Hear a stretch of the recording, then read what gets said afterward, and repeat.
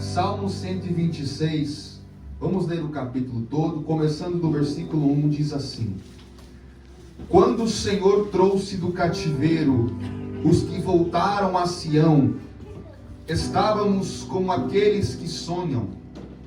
Então a nossa boca se encheu de riso e a nossa língua de cântico. Então disseram entre os pagãos: o Senhor fez grandes coisas por eles. Aleluia! O Senhor fez grandes coisas por nós, e por isso estamos alegres. Traze-nos outra vez do nosso cativeiro, ó Senhor, como as torrentes de Neguebe. Aqueles que semeiam em lágrimas colherão com alegria. Aquele que vai adiante ou vai semear e chora, carregando sementes preciosas, voltará sem dúvida com alegria, trazendo os seus molhos consigo. Deus, eu te apresento a minha vida nesta noite. Pai, que não seja eu pregando a tua igreja, mas que o Espírito Santo da verdade esteja tomando a minha boca nesta noite, para alimentar a tua noiva, neste último dia de 2023, em nome de Jesus. Amém. Pode ocupar seu assento, desde que não te atrapalhe de glorificar e exaltar ao Senhor. Eu creio que se atrapalhar você, o pastor vai te autorizar a ficar em pé o culto inteiro, tá bom? Então, se você estiver impedido de glorificar, estando sentado, pode ficar em pé. Caso ao contrário, se assente por gentileza. Aleluia! Queridos, este salmo é um salmo muito alegre, é um salmo que trata-se de uma alegria. Nós lemos aqui, nós pudemos entender que este salmo é verdadeiramente uma canção de alegria. É verdadeiramente uma canção onde as pessoas que estão aqui remetendo à história estão felizes. Estão felizes porque voltaram do cativeiro. Estão felizes porque outrora elas estavam presas, mas agora elas estão livres, estão libertas. Trazendo um pouco de contexto para você, a nação de Israel, que outrora foi muito vitoriosa, sendo comandada pelo rei Saul, sendo comandada pelo rei Davi, sendo comandada pelo rei Salomão, ela subsistiu. Ela teve uma queda brusca, porque houve divisão. O plano de Deus para com a nação de Israel nunca foi que a nação fosse dividida. Nunca foi do querer de Deus que a nação fosse dividida, fosse separada. Mas devido a gerações após de Davi e Salomão terem seus atritos, o país de Israel, a nação de Israel, acabou se dividindo em dois reinos, no reino norte e no reino sul.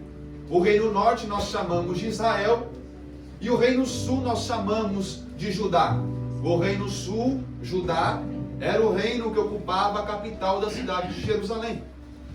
E nós vemos que Israel tem vários problemas na história, não só pela divisão, mas você vê que se você trazer à memória os mandamentos de Deus para o povo de Israel, ainda com Moisés, e os mandamentos que eu estou falando também incluem os 10 mandamentos, mas se você for ler o livro de Levíticos, por exemplo, ou o livro de Deuteronômio, você encontra várias outras ordenanças de Deus para o seu povo.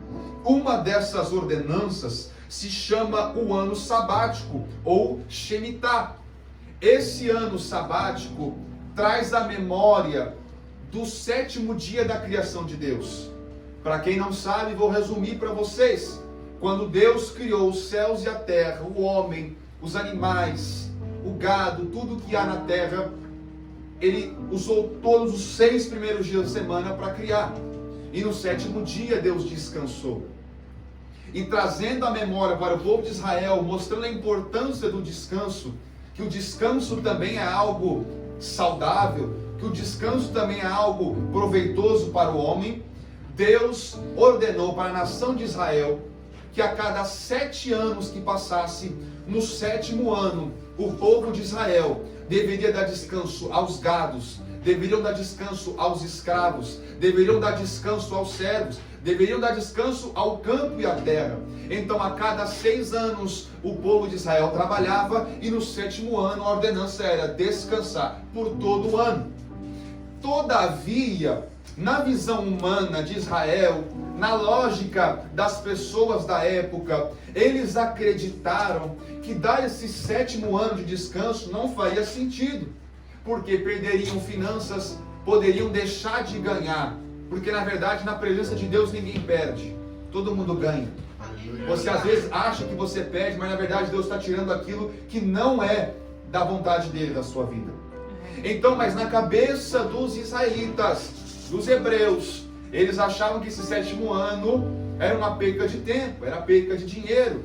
Então, por 490 anos, esse povo de Israel parou de dar descanso à terra, parou de dar descanso aos escravos, parou de dar descanso aos servos e aos trabalhadores. Tudo isso engloba juntamente com a situação da divisão de Israel. Então você vê que a situação da nação é um caos. A situação da nação é bagunçada, não está obedecendo os mandamentos de Deus. E ainda nem vou entrar na relação da idolatria. Israel deixou que a idolatria entrasse na sua nação, e assim eles estavam saindo do prumo de Deus.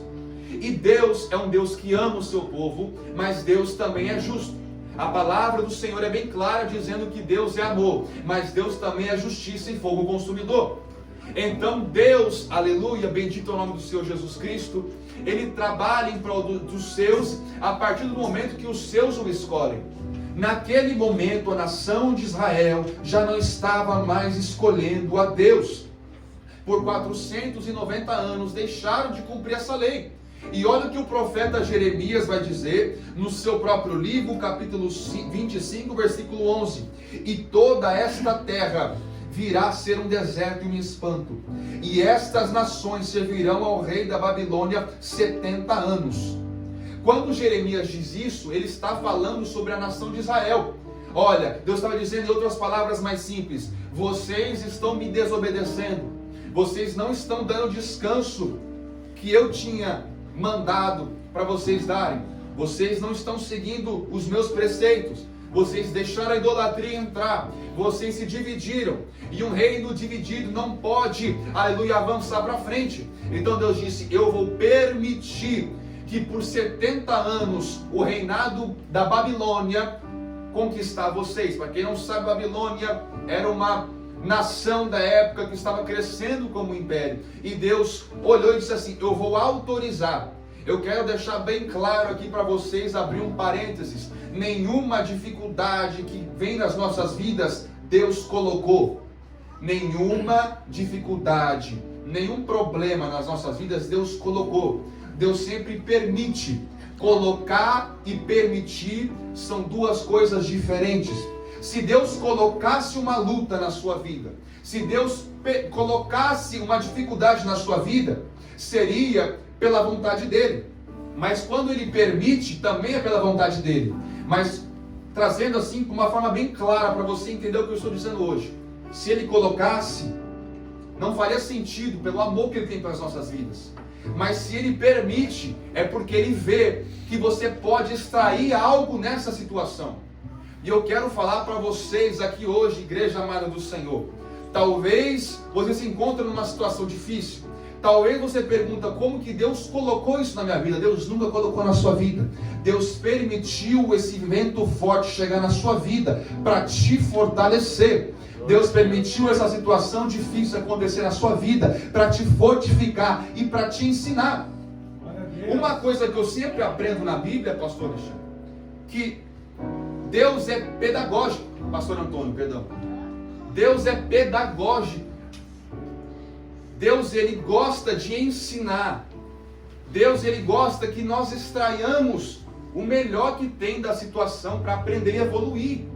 Então Deus disse: eu vou permitir que por 70 anos vocês vão para uma terra estrangeira como escravos, para vocês aprenderem, porque o versículo 12 do capítulo 25 de Jeremias diz assim: acontecerá porém que quando se cumprirem os 70 anos, visitarei o rei da Babilônia, e esta nação, diz o Senhor, castigando a sua iniquidade, e a terra dos caldeus farei deles ruínas perpétuas. Ou seja, Deus permitiu a ida deles ao exílio, todavia não era para sempre. Dificuldades não são perpétuas. eu vim aqui como boca de Deus para te dizer: dificuldades não são perpétuas, situações difíceis não são perpétuas. Pode estar machucando agora, talvez o aprendizado que Deus tem permitido chegar para a sua vida esteja machucando, mas eu vou te afirmar uma coisa: não é para sempre. No momento certo, na hora certa, Deus vai descer e vai destruir essa dificuldade. Você vê que Deus diz: depois dos 70 anos eu vou visitar o reinado babilônico e eu vou acabar com eles. Deus está dizendo para alguém aqui: a sua dificuldade, a sua prova tem dia e tem hora para acabar. E eu quero profetizar em nome de Deus. Se Deus está testificando em meu coração, eu vou falar: tem pessoas aqui dentro que o dia e a hora marcada para acabar essa dificuldade se chama hoje, 31 de dezembro de 2023. Deus marcou esta data. Deus me trouxe lá dos Estados Unidos para te dizer: vai acabar. O sistema pedagógico de Deus vai chegar ao fim. Você vai aprender, você vai sofrer, você vai passar por dificuldades, mas você vai aprender, você vai crescer e você vai frutificar na presença de Deus. Amém, aleluia.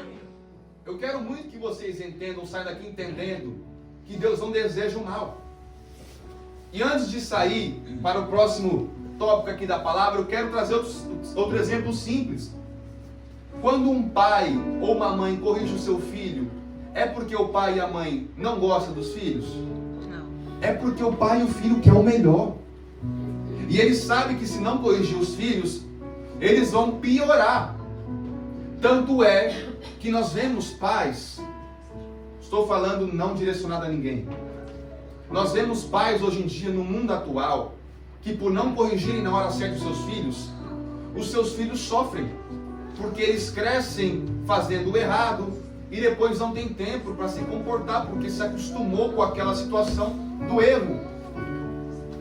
É por isso que Deus permite nós passarmos por dificuldades, para aprendermos a confiar nele, para aprendermos a acreditar nele, para aprendermos a servir a ele. Então Deus permite que Israel vá para o cativeiro.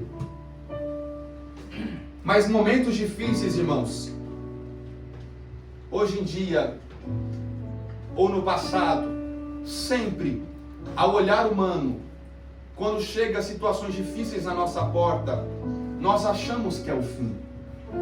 Por exemplo, se hoje, com certeza, dando um exemplo, alguém chega correndo na porta da sua casa e diz: o seu ente querido está no hospital, uma pessoa amada sua está no hospital. Infelizmente, pela mente humana que nós temos, nós pensamos no pior.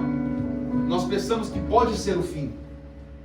Mas para Deus, momentos difíceis não são o fim, mas são tempos de aprendizado e de forjamento. Um dia, na minha faculdade de teologia, um dos meus professores estava dizendo: nós nunca gostamos de estar na posição do milagre. E quando se fala assim, pastor, a gente pode assustar. Quem não gosta de milagres? Todos gostam de receber um milagre. Todos gostam de receber algo que parecia impossível. Mas o meu professor disse: ninguém gosta de estar na posição do milagre. Eu indaguei o professor: por que, professor? Ele disse: porque ninguém gosta de precisar algo e esse algo não estar a seu alcance. Não é verdade, queridos? Se precisamos de dinheiro e não temos, nós não gostamos de estar nessa posição. Se nós precisamos de comida e não temos, nós não gostamos dessa posição. E assim vários outros exemplos. Nós não gostamos de estar na posição do milagre. Só que aí Deus vai dizer: o jeito que eu trabalho não é para você gostar ou não. O jeito que eu trabalho é para te ajudar a caminhar e no final o meu nome ser glorificado.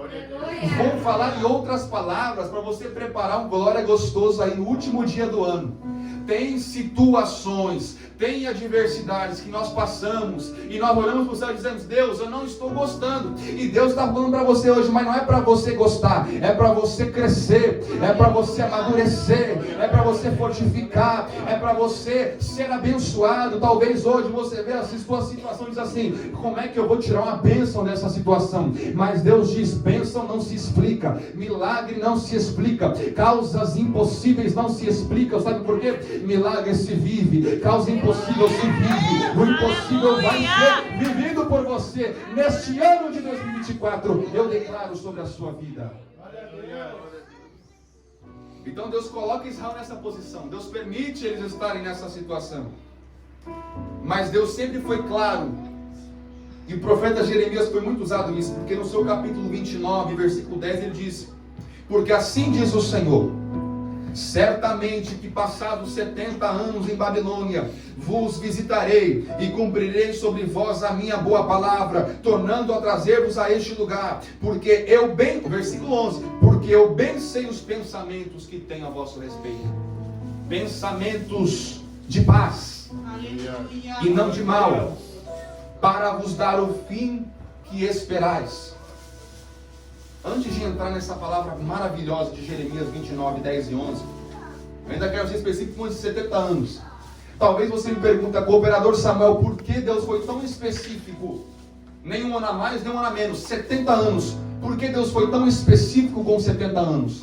Alguns minutos atrás, eu vos trouxe a informação que por 490 anos, Israel não cumpriu o 7º ano de descanso. Se você for fazer a matemática dos 490 anos que Israel não obedeceu o mandamento, dará 70 anos desse ano sabático que não foram cumpridos. A cada 7 anos, o 7º era dado ao descanso. Por 490 anos não cumpriram, 490 fazendo a divisão dá 70. Então por 70 anos eles não cumpriram o que Deus mandou. Então Deus disse: se por 70 anos vocês não fizeram o que eu quis, por 70 anos vocês vão ter que passar pelo tempo pedagógico de Deus. Por 70 anos vocês vão ter que trabalhar, não para vocês mesmos, mas para outras pessoas.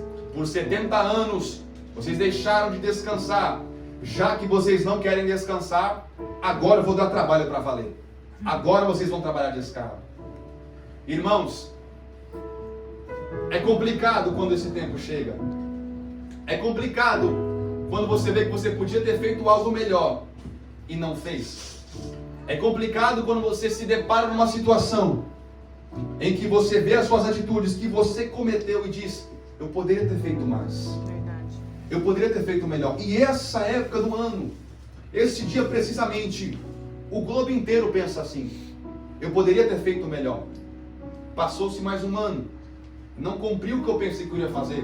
Muitas pessoas fazem promessas: eu vou para a academia, eu vou mudar a minha alimentação, eu vou tirar mais tempo para leituras, eu vou tirar mais tempo para a casa do Senhor, eu vou tirar mais tempo para exercitar mentalmente, fisicamente, espiritualmente. Tantas são as promessas.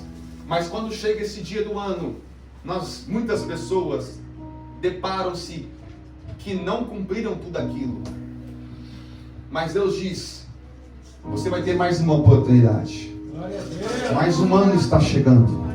Mais 365 dias para você fazer melhor do que os últimos 365 dias. Graças a Deus, Deus não está nos permitindo entrar num exílio para aprender. Graças a Deus, Deus não está permitindo nós sermos escravos para aprender a obedecer os seus mandamentos. Mas Deus, assim como enviou Jeremias, está me enviando hoje na cidade de Toyohashi, no Japão, para te dizer: você tem mais 365 oportunidades de obedecer os mandamentos de Deus. Você vai ter mais 365 oportunidades de servir ao teu Deus com todo o teu fôlego, com todo o teu coração. Você terá mais um ano que você pode aprimorar a sua leitura bíblica. Você vai ter mais um ano em que você pode crescer espiritualmente. Você vai ter mais um ano que você pode orar mais, você pode jejuar mais, você pode amar mais, você pode mais usar os dons que Deus te deu. Deus está usando a minha boca nessa noite para dizer para alguém: está chegando mais um ano, e eu declaro em nome de Jesus Cristo que 2024 vai ser um ano diferente, vai ser um ano de mudança de história, vai ser um ano de bênçãos que não tem fim, vai ser um ano de promessas que vão se cumprir, vai ser um ano de mudança de história, de família, de casamento, de filhos, de escola, de trabalho. Eu declaro que no nome de Jesus Cristo, o ano de 2024 será um ano que nós seremos cheios do Espírito Santo, será um ano que nós queremos declarar que o Senhor é Deus sobre o nosso trabalho, sobre a nossa casa, sobre as ruas. Eu declaro que 2024 será o ano que você vai testificar que Deus sempre esteve do seu lado. Glória a Deus. Então, Israel passou por esses 70 anos. E o Salmo 126 foi o momento em que Judá, a metade de Israel no caso, voltou do cativeiro. Eles voltaram do cativeiro, e é muito lindo o cântico de Israel. Você vê em vários salmos que se referem à alegria deles na alma de estarem fora daquele exílio. E é muito lindo, e eu vou fazer aqui rapidamente agora nessa pregação uma parte expositiva. No versículo 1 diz: quando o Senhor trouxe do cativeiro os que voltaram de Sião, estávamos como aqueles que sonham. Estamos como aqueles que sonham. Quando nós falamos sobre sonhos, nós falamos de algo distante. Se eu perguntar para a igreja amada hoje sobre qual é o sonho que você tem, muitas pessoas não dirão a situação que estão agora, mas dirão de uma situação distante. Porque quando nós falamos de sonhos, nós não temos limites, não é mesmo? Eu posso falar: eu sonho ter uma Maserati, eu sonho ter uma Lamborghini, uma Porsche. E sonho não se remete a dinheiro, não é mesmo? Porque é só liberdade de expressão, liberdade de pensamento. Só que você vê que o povo de Israel passou por um sofrimento tão grande no exílio, que eles mesmo voltando para Israel, e a realidade deles ser Israel, eles estavam como aqueles que sonham. Sabe o que eu acho bonito, e que inclusive Deus me incomodou para pregar hoje? Inclusive a pregação não seria essa hoje. Hoje eu mastiguei outra palavra, e algumas horas antes do culto Deus me deu essa palavra. Às vezes nós sonhamos tão além, e nós devemos sonhar além, porque Deus é um Deus do impossível. Mas nós não vemos que Deus cumpre grandes sonhos na nossa vida atualmente, no presente. Quantas vezes você não orou dizendo: Deus, me dá uma família? Quantas vezes você não orou e me canta o que é a salva: Deus, me dá um casamento, Deus, me dê filhos abençoados, Deus, me dê amizades abençoadas, Deus, prepara uma igreja em que eu possa congregar, prepare um lugar em que eu possa me alegrar com os irmãos.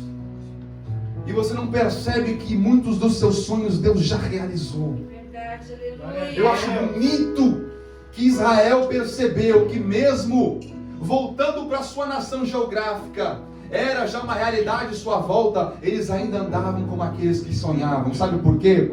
Eles perceberam que 70 anos longe da nação deles era algo sofrível, era algo de dificuldade. E eu posso dizer uma coisa: muitas vezes Deus permite nós passarmos por dificuldades para nós valorizarmos aquilo que nós temos.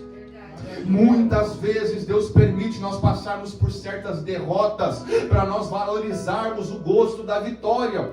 Se você pegar qualquer esporte da atualidade e pegar um time, uma pessoa que só vence, ela nunca dará o verdadeiro valor da vitória, porque ela nunca experimentou o amargo gosto da derrota. Só valoriza a vitória quem sabe o gosto azedo e amargo da derrota.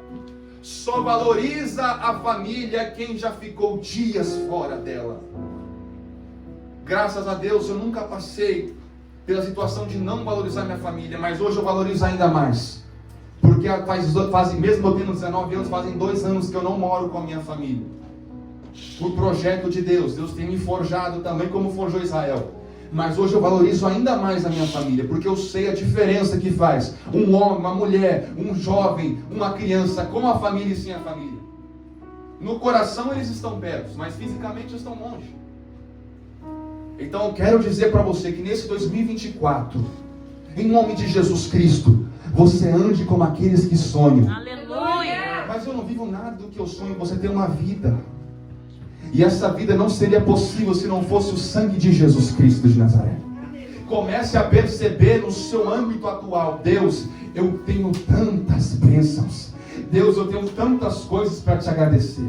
Eu tenho uma casa, eu tenho uma família, eu tenho uma vida. Pode ser que não seja tão próspera, mas eu tenho oportunidades todos os dias de bendizer o teu santo nome. Eu quero convidar a igreja nesta noite a começar a andar como aqueles que sonham. Samuel, meus sonhos estão longe. Samuel, o que eu quero está muito longe. Comece a agradecer o que você tem hoje. Comece a agradecer o que Deus te deu hoje. Comece a agradecer o que Deus deu na tua mão hoje. É por isso, inclusive, que no Novo Testamento, quando Jesus está no meio daquela multidão e ele pergunta: alguém tem alimento para alimentar essa multidão? Eles trazem uma criança, tem 5 pães e 2 peixes. O que Deus faz? Deus levanta aos céus e dá graça. Como é que Jesus vai dar graça, Samuel, se tem multidão, milhares de pessoas e só 5 pães e 2 peixes para alimentar uma multidão? Deus está dizendo: o princípio da bênção na sua vida é o agradecimento, é a gratidão, é um coração alegre por Deus pelo que Ele já te deu. Então Deus está dizendo para alguém nessa noite: começa a agradecer pelo que você tem nas tuas mãos. Começa a agradecer com o que Deus te deu na atualidade. Começa a agradecer com o que Deus deu no tempo presente, que no futuro Deus vai abençoar, no futuro Deus vai multiplicar, no futuro Deus vai fazer crescer. Aleluia. Porque Deus é um Deus que Amém. é fiel com o teu povo. Se você é fiel com Deus, seja grato. Se você quer ser fiel com Deus, obedeça. Se você quer ser fiel com Deus, o pouco que você tem, entrega para Ele, porque o pouco nas suas mãos é o suficiente para Deus trabalhar Amém. na sua vida. O Aleluia. pouco na sua mão é demasiado para Deus, porque Deus é o Todo-Poderoso e capaz de ajudar, de auxiliar, de abençoar a sua vida. Glórias ao nome do Senhor Jesus Cristo. Glória a Deus. E no versículo 2 do capítulo diz assim: então a nossa boca se encheu de riso e a nossa língua de cântico. Então disseram entre os pagãos: o Senhor fez grandes coisas por eles. Não vou entrar aqui porque não quero tomar muito tempo, mas se você for ler os 4 capítulos das lamentações de Jeremias, você vê tanto a tristeza de Jeremias quanto a zombação, ou trazendo até numa linguagem moderna, a zoação, a tirada de sarro que os babilônios tinham com Israel. Porque, irmão, se você for estudar a história de Israel, desde o Gênesis, quando Deus chama Abraão, quando Deus chama Isaac, quando Deus chama Jacó e muda o nome dele para Israel, e cresce a nação, tira do Egito, e toda essa nação tem toda essa linda história, você vê que Israel não perdia batalhas, Israel não era derrotada, e talvez esse era o grande problema de Israel. Eles tinham um Deus que não perdia batalhas, e por ter um Deus que não perdia batalhas, eles só tinham vida de comemoração, e por viver na vitória, os inimigos sentiam. Aquele povo de Israel só comemora, eles não perdem uma batalha, eles conseguem sair do Egito, eles conseguem derrotar os filisteus, eles conseguem derrotar o Golias com um adolescente, um jovem. Onde eles colocam os pés é abençoado. Então, quando Israel teve a infelicidade de estar na Babilônia, os babilônios chegavam, você lê o livro de Lamentações de Jeremias, você vai encontrar, diziam: e aí, onde estão as meninas que cantavam, as meninas de Sião que entoavam cânticos? Onde estão os jovens que entoavam louvores a Deus pelas vitórias? Aonde está agora? Agora estavam escravos, zombavam da cara de Israel. Mas no versículo 2 diz: então nossa boca se encheu de riso e a nossa língua de cântico. E os pagãos, a Babilônia, dizia: o Senhor fez grandes coisas por eles. Aleluia. Eu quero lançar uma palavra profética para a igreja nesta noite aqui. As mesmas bocas que estão sendo usadas para te zombar, as mesmas bocas que estão sendo usadas para te apontar você com palavras, para te circular com julgamentos, serão as mesmas bocas que vão dizer: meu Deus, olha o que aconteceu na vida dele, olha o que aconteceu na vida dela. Deus é com ele, Deus é com ela. Outrora eram escravos, outrora eram pessoas que sofriam, mas agora grandes coisas o Senhor fez por eles. As mesmas pessoas que traziam para você a memória de tristeza, agora vão ter que exultar e glorificar o Deus que você tem, o Deus que você serve, porque eles verão, aleluia, que o Deus que permitiu vocês passarem por isso, vai pegar com a mão direita vitoriosa, tirar você da Babilônia e trazer a vitória por meio de Cristo Jesus. Eu quero falar para a igreja da Avivamento da Fé de Toyohashi: esta situação não é o teu final, estas palavras proferidas contra a tua vida não é o final. No tempo certo, na hora certa, vai cumprir os 70 anos de Israel. Deus vai descer, vai tirar você dessa situação, e eles vão ter que dizer: grandes coisas fez o Senhor, grandes coisas fez o Senhor, grandes coisas fez o Senhor. Glória a Deus, aleluia. Está nessa casa nos envolvendo. Versículo 3: o Senhor fez grandes coisas por nós, por isso estamos alegres. Samuel, que grandes coisas especificamente os hebreus estão comemorando? Como eu disse, Deus tem características pedagógicas. Ele sabe tratar com os seus. Deus, aprenda isso. Talvez você não entenda a pregação toda, mas se entender isso, você já sai abençoado. Deus é um Deus que abençoa, mas antes, Deus é um Deus que prepara os seus filhos para serem abençoados. Já ouviu aquela frase: Deus não dá asa à cobra? É mais ou menos assim, no linguajar popular. Deus não dá asa à cobra. Não estou te chamando de cobra, por favor. O que eu estou dizendo é que Deus não dá nada a ninguém sem antes preparar a pessoa. Verdade. Deus não vai dar algo em suas mãos se você não for capaz de gerir. E quando eu digo capacidade, não se limita só a você, também se limita a Deus. Mas Deus é um Deus justo. Deus é um Deus que vai preparar, vai te forjar para uma linda obra. O pouco tempo que eu estou aqui, conversei com um pastor desta casa. Ele não chegou aqui sendo pastor. Ele não chegou aqui sendo pastor, caiu de paraquedas. Ele começou step by step, como dizemos em inglês, degrau por degrau. Degrau por degrau. Deus confiou a ele essa linda obra. E hoje alguém pode dizer: mas o pastor é líder. Quem colocou ele lá? Deus preparou ele para ser pastor. Então perceba que todas as bênçãos que Deus quer derramar sobre as nossas vidas, precisa vir a preparação. Deus vai te preparar, Deus vai te moldar. A palavra do Senhor diz que nós somos como vasos na mão do oleiro. E antes do vaso ser cheio, antes do vaso receber aquilo que ele precisa, aquilo que ele quer, Deus molda, Deus prepara. Então eu quero dizer para você nessa noite, não esqueça disso. Deus está preparando a sua vida para receber aquilo que ele confiou. Deus está te forjando para cumprir as promessas. Você pergunta: eu tinha tantas promessas, eu seria um missionário, eu seria um pregador do evangelho, eu seria um grande adorador a Deus. Deus disse que tantas coisas iam acontecer na minha vida e não aconteceram. Por quê? Porque é o tempo de preparação. Deus disse que eu iria ser próspero, mas ainda não chegou. Deus está te preparando. Fique tranquilo. Deus tem data certa, horário certo, segundo certo. Pode dizer: agora está preparado e eu vou confiar nas mãos dele aquilo que eu prometi. Deus está dizendo para alguém a mesma coisa que ele disse em Números capítulo 23, versículo 18. Deus não é homem para que minta, nem filho do homem para que se arrependa. Eu quero dizer para você que o nosso Deus, Ele não descumpre promessas. Deus, Ele não descumpre propósitos que Ele firmou na sua vida. O que Deus faz, Ele prepara você para receber isso. Talvez Israel estava dizendo, missionária, a gente tinha promessa de tantas vitórias, de tantas conquistas, mas a gente está nessa situação de exílio. Deus estava dizendo, calma, eu estou preparando para o melhor acontecer. E quando eles voltaram para a terra, grandes coisas fez o Senhor. Glória a Deus. E por isso estamos alegres. Versículo 4, traze-nos outra vez do nosso cativeiro ao Senhor, ou restaura-nos do nosso exílio, como as correntes de Negueb. Irmãos, a palavra Negueb, ela significa seco. Para quem não sabe, Negueb é um grande deserto no sul de Israel. E não sei se vocês lembram que eu disse no começo da pregação, o reino de Judá foi para a Babilônia, era a parte sul de Israel. Então eles estavam falando de algo que eles tinham propriedade, o deserto de Negueb.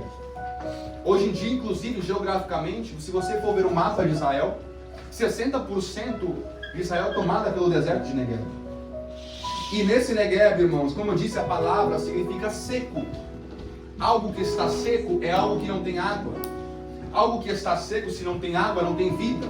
Porque toda a vida no nosso mundo é sustentada pela água. Seres humanos, animais, plantações, alimentos, tudo é gerado à base da água. Então, se nós vemos uma situação, aleluia, em que eles falam, restaura-nos como Negueb, seco. Samuel, o que você quer dizer com isso? O que o povo de Israel quer dizer com as torrentes de Negueb? Aleluia, bendito o nome do Senhor. Preste atenção, olhe para mim.